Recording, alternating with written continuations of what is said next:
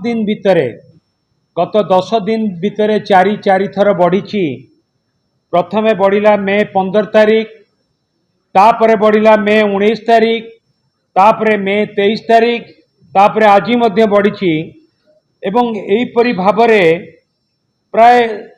चारि थर 7-8 टंका लेखा जो बढ़ी पेट्रोल एवं डीजेल उपरे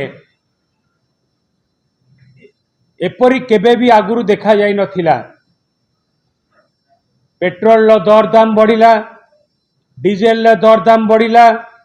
एवं डीजेल रो दर दाम बढ़िवा फलरे तार प्रभाव मध्य आज खाउटी मार्केट उपरे भी मध्य प्रभाव पड़ी। जोथि पाई कि आज खाइबा तेल डाली नित्य व्यवहार्य द्रव्य तार मध्य आज दर दाम बढ़ी। खाइबा तेलर दर दाम प्राय 15 रु 20 टंका पर्यंत बढ़ी एवं डालीर मूल्य मध्य 15 रु 20 टंका पर्यंत मध्य डालीर मूल्य बढ़ी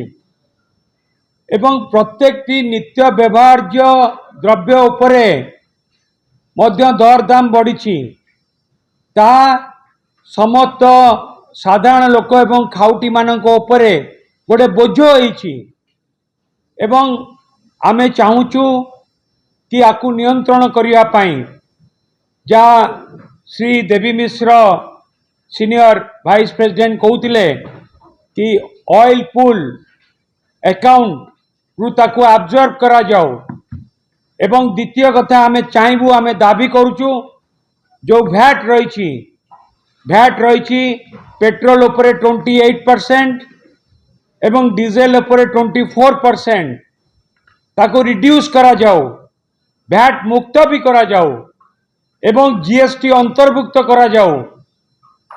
जदि जीएसटी अंतर्भुक्त करा जिवो एवं भैट मुक्त करा जिवो तारे लोकंको उपरे मध्य तार प्रभाव पड़िबो नाही एवं जो सेंट्रल एक्साइज ड्यूटी ताकू मध्य मॉनिटरिंग करा जाओ जेमिति कि लोकंको उपरे ता प्रभाव पड़िबोनी एवं केवल पेट्रोल डीजेल रो दाम बढ़ुची ता नुहे।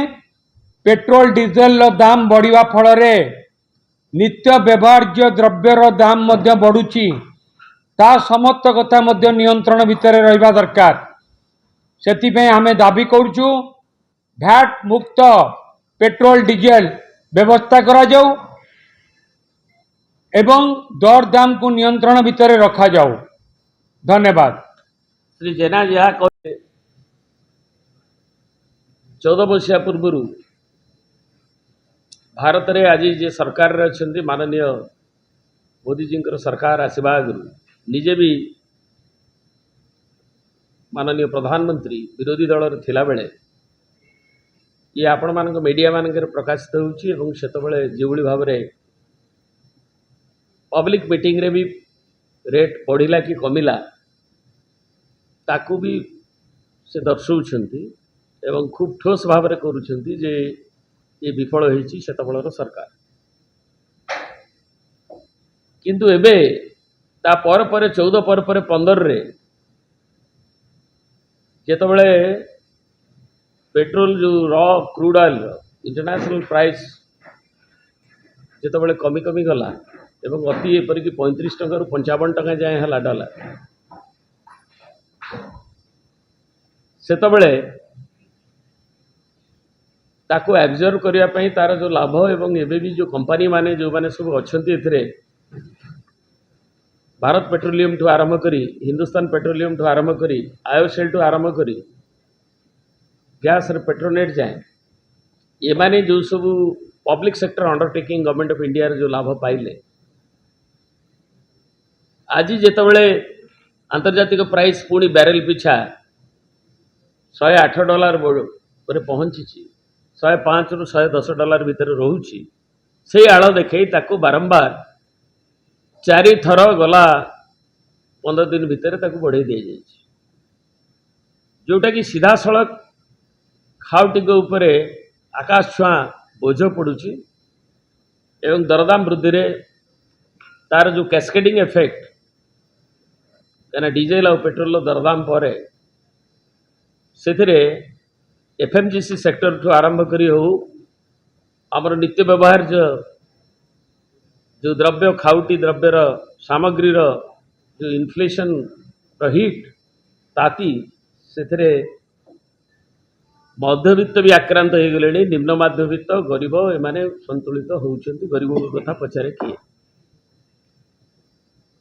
तेणु तार प्रतिकार व्यवस्था न करी जेतबेले तुम्हें ऑयल कंपनीज गुड़ाक मालामाल हेले लाभ पाइले आगुरी सब ऑयल पुल अकाउंट गोटे थिला भारत वर्ष रे तार सह कार्य करने देखिए जे एबे जो $108 कथा कह जाउछि कि 105 ରୁ $110 औषधित तैल कथा कह जाउछि वेस्ट एशिया क्राइसिस पई कि अन्य को कथा करी कह जाउछि युद्ध हेले टिके इन्फ्लेशन हुए यूक्रेन रशिया बेले भी किछि हेई थिला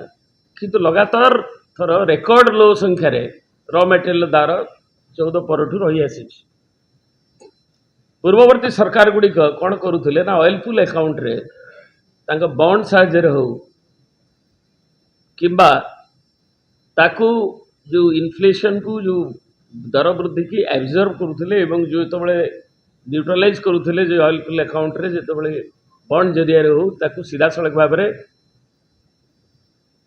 ताकू फिस्कल डेफिसिट रे रिफ्लेक्शन होनथले करुले किंतु मार्केट फोर्सेस को छाड़ी देउनथले तो मार्केट फोर्सेस को आमर जो परचेजिंग पैरिटी एवं लोकंकर ओडिशार कथा आम कहूँ तांकू लोकंकर सहनशीलतार सीमार बाहर आज अच्छी घर करणा नित्य व्यवहार्य द्रव्य आरंभ करी सबु पत्र रे औषध पत्र आरंभ करी सबुथ आज बढ़ी पोशाक पत्र आरंभ करी